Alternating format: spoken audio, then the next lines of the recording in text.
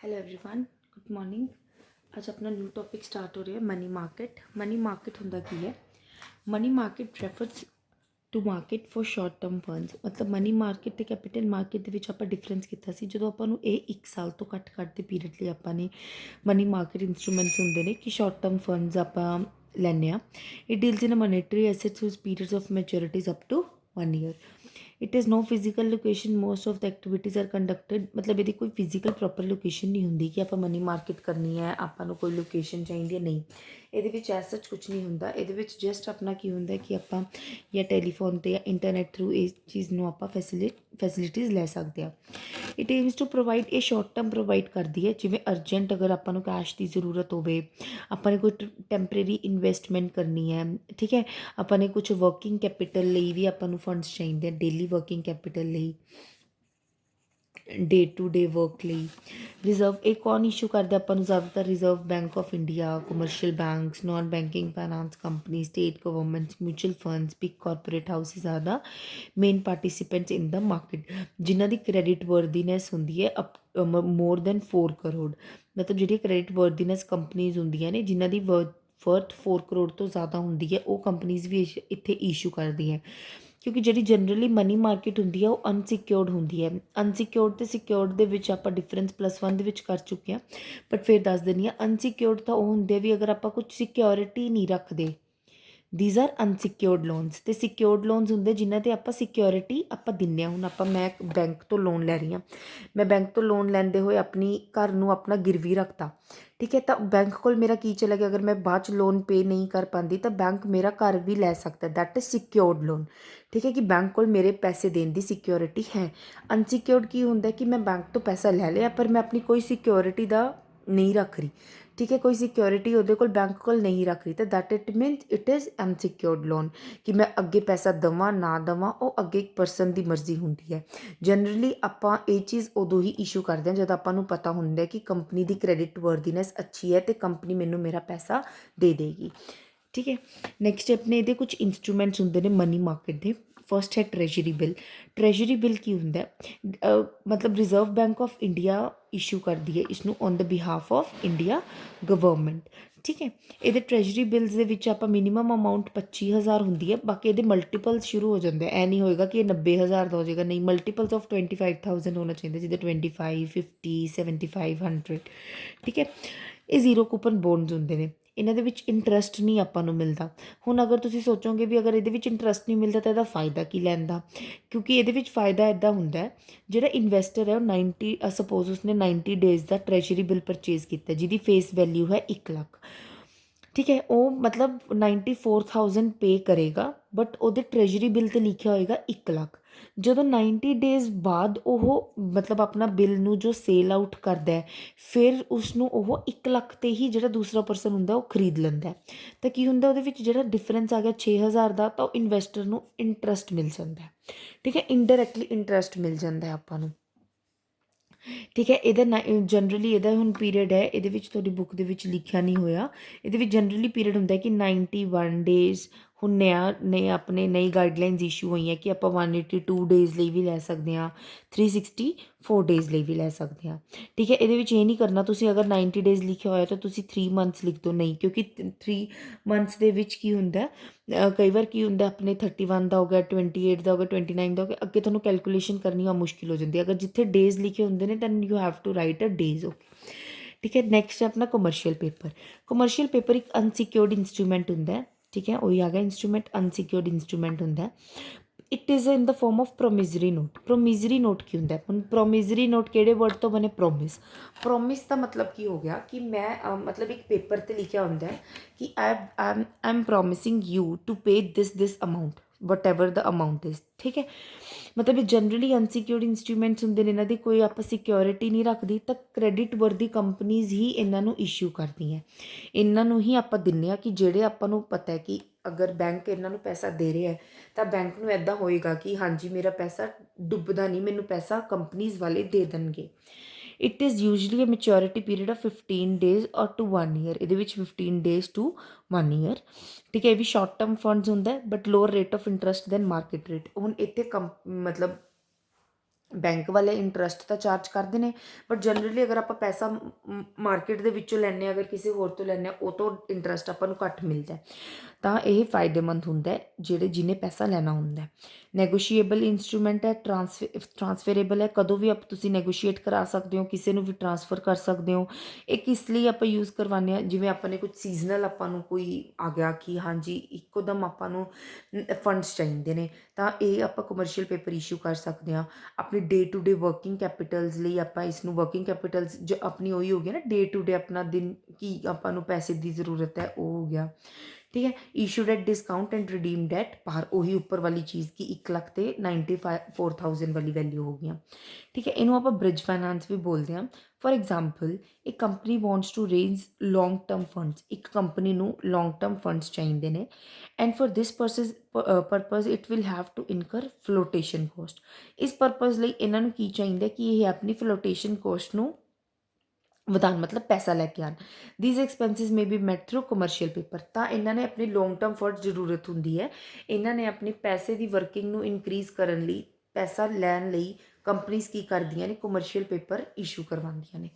ਠੀਕ ਹੈ। ਕਾਲ money, next call money ਕੀ ਹੁੰਦੀ ਹੈ, ਇਹ ਵੀ ਸ਼ਾਰਟ ਟਰਮ ਫਾਈਨਾਂਸ, ਕਿਉਂਕਿ ਸਾਰੇ ਮਨੀ ਮਾਰਕੀਟ ਦੇ ਅੰਡਰ ਆ ਗਏ ਤਾਂ ਦੈਟ ਮਤਲਬ ਇਹਦਾ ਆਪਣਾ ਮਤਲਬ ਆ ਜਾਏਗਾ। ਠੀਕ ਹੈ। ਇਹਦੇ ਵਿੱਚ ਹੋ ਗਿਆ ਦੀਜ਼ ਐਕਸਪੈਂਸਿਸ। ਨੈਕਸਟ ਆਪਣਾ ਕਾਲ ਮਨੀ। ਠੀਕ ਹੈ। ਇਹਦੇ ਵਿੱਚ ਕੀ ਹੁੰਦਾ ਕਿ ਇੰਟਰ ਬੈਂਕ ਟ੍ਰਾਂਜੈਕਸ਼ਨਸ ਹੁੰਦੀਆਂ ਨੇ। ਇੰਟਰ ਬੈਂਕ ਟ੍ਰਾਂਜੈਕਸ਼ਨਸ ਦਾ ਮਤਲਬ ਕੀ ਹੁੰਦਾ ਕਿ ਬੈਂਕ ਟੂ ਬੈਂਕ ਟ੍ਰਾਂਜੈਕਸ਼ਨਸ ਹੁੰਦੀਆਂ ਨੇ। ਹੁਣ ਕਈ ਵਾਰ ਕੀ ਹੁੰਦਾ, RBI ਦੀ ਗਾਈਡਲਾਈਨਸ ਹੁੰਦੀਆਂ ਨੇ ਕਿ ਆਪਾਂ ਨੇ ਯੂ ਹੈਵ ਟੂ, ਮਤਲਬ ਬੈਂਕ ਨੂੰ ਹੁੰਦੀ ਹੈ ਗਾਈਡਲਾਈਨਸ ਕਿ you have to maintain reserve ratio. Reserve ratio ਦਾ ਮਤਲਬ ਕਿ ਤੁਹਾਡੇ ਕੋਲ ਬੈਂਕ ਦੇ ਵਿੱਚ ਪੈਸਾ ਹੋਣਾ ਚਾਹੀਦਾ ਹੈ।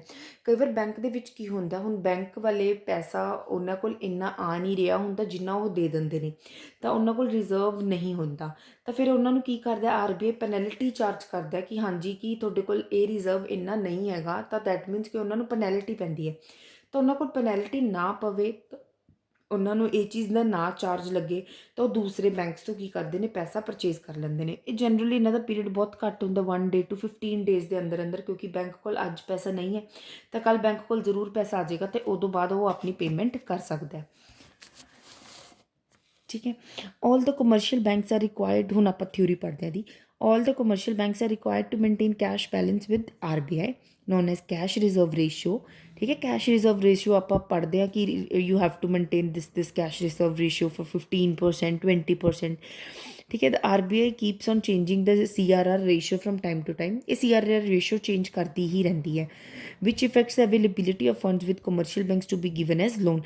ਕਿਉਂਕਿ ਜਿੰਨਾ ਆਪਣੇ ਕਮਰਸ਼ੀਅਲ ਬੈਂਕਸ ਕੋਲ ਫੰਡਸ ਹੋਣੇ ਚਾਹੀਦੇ ਨੇ ਕਿ ਲੋਕਾਂ ਨੂੰ ਇਹ ਲੋਨ ਪ੍ਰੋਵਾਈਡ ਕਰ ਸਕਣ।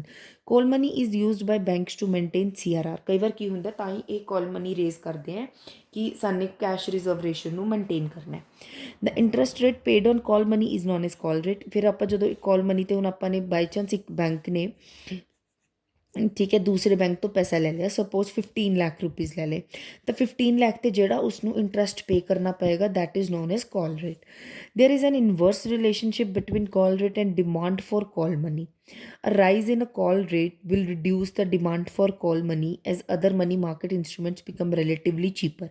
ਹੁਣ ਇਹਨਾਂ ਦੇ ਵਿੱਚ opposite relation ਹੁੰਦਾ ਹੈ। ਸਪੋਜ਼ ਮੈਨੇ 15 ਲੱਖ ਦਾ ਮੈਨੇ ਮਤਲਬ ਕਾਲ ਮਨੀ ਲੈਣੀ ਹੈ, ਅਗਰ ਮੈਂ ਦੂਸਰੇ ਬੈਂਕ ਤੋਂ ਲੈ ਰਹੀ ਹਾਂ ਤਾਂ ਉਹ ਮੈਨੂੰ ਚਾਰਜ ਕਰ ਰਿਹਾ, ਮੈਨੂੰ ਇੰਟਰਸਟ ਚਾਰਜ ਕਰ ਰਿਹਾ 8%। ਠੀਕ ਹੈ। ਤਾਂ ਫਿਰ ਮੇਰੀ ਡਿਮਾਂਡ ਫॉर ਕਾਲ ਮਨੀ ਘੱਟ ਜਾਏਗੀ, ਕਿਉਂਕਿ ਬੈਂਕ ਨੂੰ 8% ਇੰਟਰਸਟ ਹੋਰ ਪੇ ਕਰਨਾ ਪਏਗਾ, ਤਾਂ ਉਹ ਦੂਸਰੇ ਮਤਲਬ ਚੀਜ਼ਾਂ ਵੱਲ ਭੱਜੇਗਾ, ਜਿਵੇਂ ਟਰੈਜਰੀ ਬਿੱਲ ਲੈ ਸਕਦਾ ਹੈ, ਉਹ ਕਮਰਸ਼ੀਅਲ ਪੇਪਰ ਲਈ ਮਤਲਬ ਆਪਾਂ ਪੈਸਾ ਲੈ ਸਕਦੇ ਹਾਂ। ਠੀਕ ਹੈ। ਤਾਂ ਇਹਦੇ ਵਿੱਚ ਕੀ ਹੁੰਦਾ, ਆਪੋਜ਼ਿਟ ਰੇਟ ਹੁੰਦਾ, ਜਿੰਨੀ ਕਾਲ ਰੇਟ ਆਪਣਾ ਅਪ ਹੋਏਗਾ ਤਾਂ ਉਨੀ ਹੀ ਡਿਮਾਂਡ ਕੀ ਹੋਏਗੀ, ਕਾਲ ਮਨੀ ਦੀ ਘੱਟ ਹੋਏਗੀ। ਨੈਕਸਟ ਆਪਣਾ certificate of deposit. Certificate of deposit ਆਪਣੇ ਕੌਣ ਇਸ਼ੂ ਕਰਦੇ ਆ, ਕਮਰਸ਼ੀਅਲ ਬੈਂਕਸ। ਕਮਰਸ਼ੀਅਲ ਬੈਂਕਸ ਜਿਹੜੇ ਆਪਣੇ ਡੇਲੀ ਆਪਾਂ ਡੀਲ ਕਰਦੇ ਹਾਂ, ਮਤਲਬ ਸੈਂਟਰਲ ਬੈਂਕ ਤੋਂ ਇਲਾਵਾ ਜਿੰਨੇ ਵੀ ਬੈਂਕਸ ਹੁੰਦੇ ਨੇ ਸਾਰੇ ਕਮਰਸ਼ੀਅਲ ਬੈਂਕਸ ਹੁੰਦੇ ਨੇ। ਸੈਂਟਰਲ ਬੈਂਕ ਆਪਣਾ ਕਿਹੜਾ ਹੋ ਗਿਆ, RBI। And financial institution against the deposit kept by companies and institution. These are issue to, ਇਹ ਇਸ਼ੂ ਕੀਤੇ ਜਾਂਦੇ ਨੇ ਇੰਡੀਵਿਜੂਅਲਸ ਨੂੰ, ਕਾਰਪੋਰੇਸ਼ਨਸ ਨੂੰ, ਜਿਨ੍ਹਾਂ ਦੇ ਵਿੱਚ ਟਾਈਟ ਲਿਕੁਇਡਿਟੀ, ਮਤਲਬ ਉਹਨਾਂ ਕੋਲ ਪੈਸਾ ਬਹੁਤ ਘੱਟ ਹੈ। ਦੀਜ਼ ਆਰ ਅਨਸਿਕਿਉਰਡ ਐਂਡ ਨੈਗੋਸ਼ੀਏਬਲ, ਮਤਲਬ ਕਦੋਂ ਵੀ ਤੁਸੀਂ ਨੈਗੋਸ਼ੀਏਟ ਕਰਾ ਸਕਦੇ ਹੋ, ਅਤੇ ਅਨਸਿਕਿਉਰਡ ਹੀ ਹੁੰਦੇ ਨੇ ਇਹ।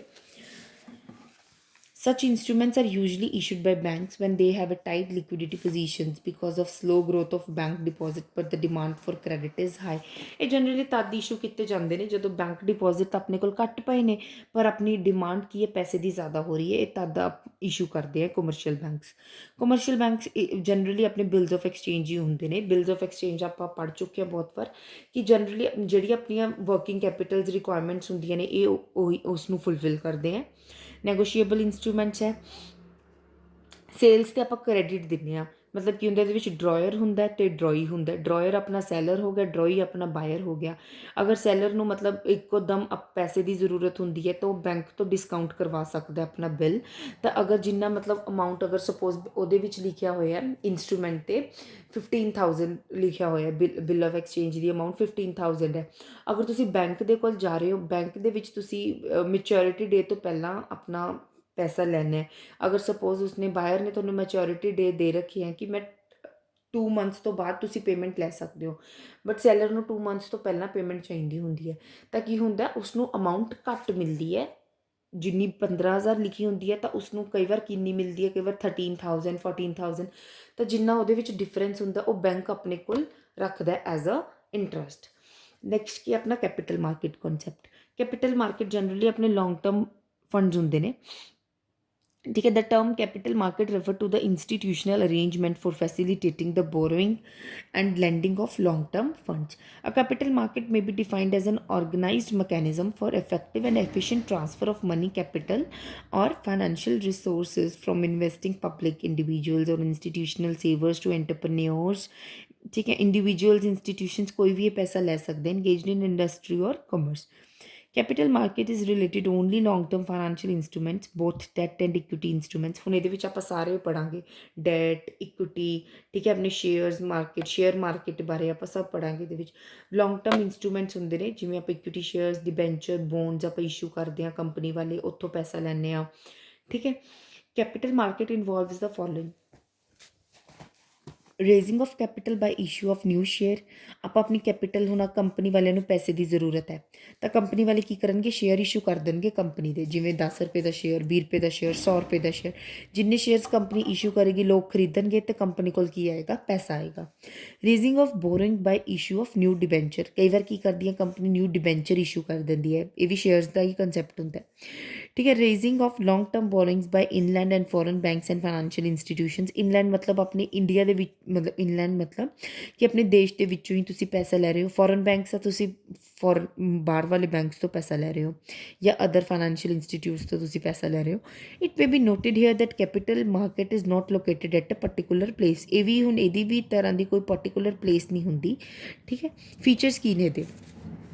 सोर्सिज ऑफ लॉन्ग टर्म, ये एक मतलब raise a long term source of those who want to make productive investment. जिन्होंने बहुत अच्छी इन्वेस्टमेंट करनी होंगी है, प्रोडक्टिव इन्वेस्टमेंट करनी होंगी है, लॉन्ग टर्म ड्यूरेशन लिए इन्वेस्टमेंट करनी होंगी है। ये इन्वेस्टमेंट जनरली 1 ईयर तो ज़्यादा होंगी है। Deals in equity and debt instrument. Capital market is use to raise owned fund capital and borrowed funds. हुण आप इक्विटी की होंगी है, आप अपनी ही कैपिटल मतलब रेज करते हैं, अपने ही ਸ਼ੇਅਰਸ ਤੋਂ ਰੇਜ਼ ਕਰਦੇ ਹਾਂ। ਮਤਲਬ ਜਿਹੜੇ ਆਪਣੇ ਬੋਰੋਡ ਫੰਡਸ ਜਾਂ ਆਪਾਂ ਬਾਹਰੋਂ ਪੈਸਾ ਖਰੀਦਦੇ ਹਾਂ। Owned capital may be in the form of shares while borrowed funds may be in the form of debentures, bonds and long terms. ਮਤਲਬ ਕੀ ਹੁੰਦਾ ਕਿ ਓਨਡ ਕੈਪੀਟਲ ਤਾਂ ਕਿਹੜੀ ਹੋਗੀ ਵੀ ਆਪਾਂ ਖੁਦ ਹੀ ਕੰਪਨੀ ਦੇ ਸ਼ੇਅਰਸ ਇਸ਼ੂ ਕਰਤੇ। ਬੋਰੋਡ ਆਪਾਂ ਕਿਵੇਂ ਕਰਦੇ ਹਾਂ, ਜਿੱਦਾਂ ਆਪਾਂ ਡਿਬੈਂਚਰ ਇਸ਼ੂ ਕਰ ਲਏ, ਬੌਂਡਸ ਇਸ਼ੂ ਲੈ ਲਏ, ਲੌਂਗ ਟਰਮ ਲੋਨਸ ਲੈ ਲਏ। ਇਹ ਸਾਰੇ ਆਊਟਸਾਈਡਰ ਆਪਣੇ ਫੰਡਸ ਹੋ ਗਏ, borrowed funds. Primary and secondary market. Capital market consist of, ਇਹਨਾਂ ਦੇ ਵਿੱਚ ਦੋ ਆਪਣੇ ਪਾਰਟਸ ਹੁੰਦੇ। First is primary market, then is secondary market. Primary market deals in new shares and mutual funds, while old share and debentures are traded in secondary market, stock exchanges। ਇਹਦੇ ਵਿੱਚ primary market, primary ਦਾ ਖੁੱਤੇ ਤੋਂ ਹੀ ਮਤਲਬ clear ਆਪਾਂ ਨੂੰ। Prime ਮਤਲਬ starting, ਇਹ ਆਪਣਾ new shares ਜਾਂ ਮਿਊਚੁਅਲ ਫੰਡਸ ਦੇ ਵਿੱਚ ਹੁੰਦਾ। ਵਾਈਲ ਓਲਡ ਸ਼ੇਅਰਸ, ਪੁਰਾਣੇ ਸ਼ੇਅਰਸ ਅਤੇ ਡਿਬੈਂਚਰਸ ਆਪਾਂ ਸੈਕੰਡਰੀ ਮਾਰਕੀਟ ਦੇ ਵਿੱਚ ਰੀਡ ਕਰਾਂਗੇ, for example stock exchanges. intermediaries, these are number of intermediaries ਬਹੁਤ ਸਾਰੇ ਇੰਟਰਮੀਡੀਏਰੀਜ਼ ਹੁੰਦੇ ਨੇ, ਵਿੱਚ ਬਹੁਤ ਸਾਰੇ ਲੋਕ ਹੁੰਦੇ ਨੇ ਜਿਹੜੇ ਕੈਪੀਟਲ ਮਾਰਕੀਟ ਦੀ ਟ੍ਰਾਂਜੈਕਸ਼ਨਸ ਨੂੰ ਕੰਡਕਟ ਕਰਦੇ ਆ। The purchase and sale of securities take place through intermediaries. ਆਪਾਂ ਨੇ ਕੋਈ ਸਿਕਿਉਰਿਟੀ ਪਰਚੇਜ਼ ਕਰਨੀ ਹੈ, ਸੇਲ ਕਰਨੀ ਹੈ, ਉਹ ਸਾਰਾ ਇੰਟਰਮੀਡੀਏਰੀਜ਼ ਦਾ ਹੀ ਕੰਮ ਹੁੰਦਾ ਹੈ। ਦ ਇੰਟਰਮੀਡੀਏਰੀਜ਼ ਇਨਕਲੂਡ ਜਿਵੇਂ stock brokers, underwriters, bank, financial institution, ਜਿਨ੍ਹਾਂ ਤੋਂ ਪੈਸਾ ਲੈਣਾ ਹੈ, ਦੇਣਾ ਹੈ, ਖਰੀਦਣਾ ਹੈ, ਠੀਕ ਹੈ। ਇਹ ਸਭ ਚੀਜ਼ਾਂ ਇੰਟਰਮੀਡੀਏਰੀਜ਼ ਹੀ relate करती हैं।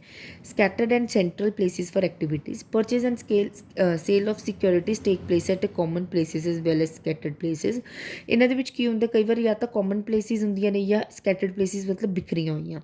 The stock exchanges are the mainly places where securities are traded। ਹੁਣ stock exchange ਦੇ ਵਿੱਚ ਬਹੁਤ ਸਾਰੇ stock exchanges ਹੈ, ਜਿਵੇਂ national stock exchanges and over the counter markets have helped in transaction taking place at scattered places through the computers and internet।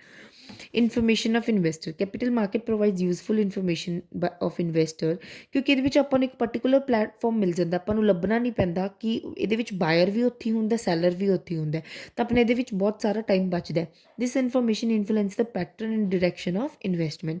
The saving may be diverted to areas where return are high.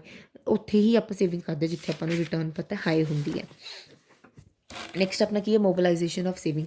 ਇਹਦੇ ਵਿੱਚ ਤੁਹਾਨੂੰ ਕੀ ਹੁੰਦਾ, money market ਅਤੇ capital market ਦੇ ਵਿੱਚ ਤੁਹਾਨੂੰ case study ਇਹਦੀ ਵੀ ਪੱਕਾ ਹੀ ਆਉਂਦੀ ਹੈ, ਠੀਕ ਹੈ। ਇਹਦੇ ਧਿਆਨ ਨਾਲ ਇਹਦੇ ਇੰਸਟਰੂਮੈਂਟਸ ਨੂੰ ਰੀਡ ਕਰਿਓ। mobilization of savings, financial institution try to mobilize savings by offering different schemes to investors। ਮਤਲਬ ਉਹਨਾਂ ਨੂੰ ਇਹ ਹੁੰਦਾ ਵੀ ਜਨਰਲੀ ਸਾਨੂੰ ਸੇਵਿੰਗਸ ਇਨਕਰੀਜ਼ ਕਰਨੀਆਂ ਹੁੰਦੀਆਂ ਨੇ ਤਾਂ ਉਹ ਇਨਵੈਸਟਰਸ ਨੂੰ ਡਿਫਰੈਂਟ ਸਕੀਮਸ ਦਿੰਦੇ ਆ। ਦੀਸ savings R made available for investment in capital market. ਫਿਰ ਆਪਾਂ ਫਰਦਰ ਇਨਵੈਸਟਮੈਂਟ ਕਰ ਸਕਦੇ ਹਾਂ ਕੈਪੀਟਲ ਮਾਰਕੀਟ ਦੇ ਵਿੱਚ।